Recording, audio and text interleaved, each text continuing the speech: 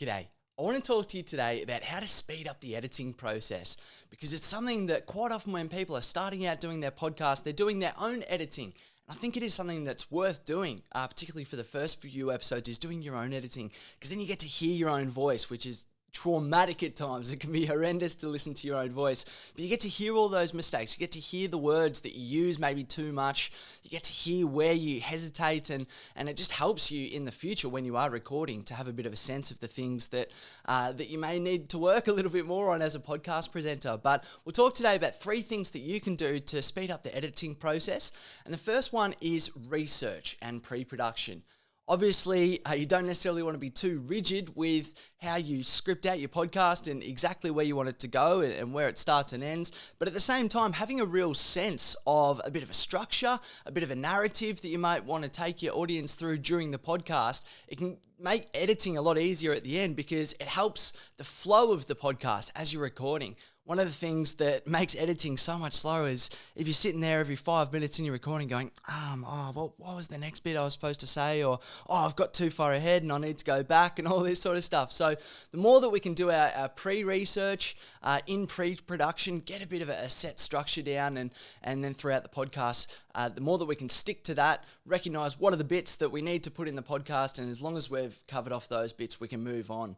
Someone who's really, really good at this is Melvin Bragg, the host of BBC's In Our Time podcast, which actually was the first radio show ever to be made into a podcast in 2001. So he's been doing it for ages, and he's absolutely brilliant at, even when one of his guests is saying something interesting, but it might be slightly adjacent to the central point or the central topic that they're talking about, he's really good at just bringing him back and saying, that's really interesting, but let's maybe take a little bit more down this road, because he knows that he's going to open the conversation up in the direction that he's hoping for. The next thing that you can do is when you're actually doing your editing, know your shortcuts, know your keyboard shortcuts. Most editing programs have a way of customizing your shortcuts, so you can basically work out whatever system you want, whatever's going to be best for you, but that is something that saves so much time in the editing process if you're not sitting there going, which toolbar up the top do I have to find for which corresponding function. If you can just assign it to a key and just basically tap out your keys as you're editing along, that's one way to cut out so much time during the editing process.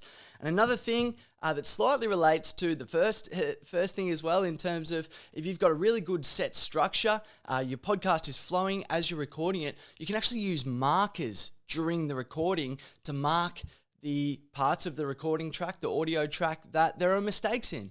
And then when you're going back through and doing your editing, you can go to those points that you've marked in the audio track, and you basically simply have to deal with those parts, and the rest of it pretty much flows on. So there's a couple of little tips to help you with your editing. As I said, it is something that I really do recommend for people to at least start doing their own editing.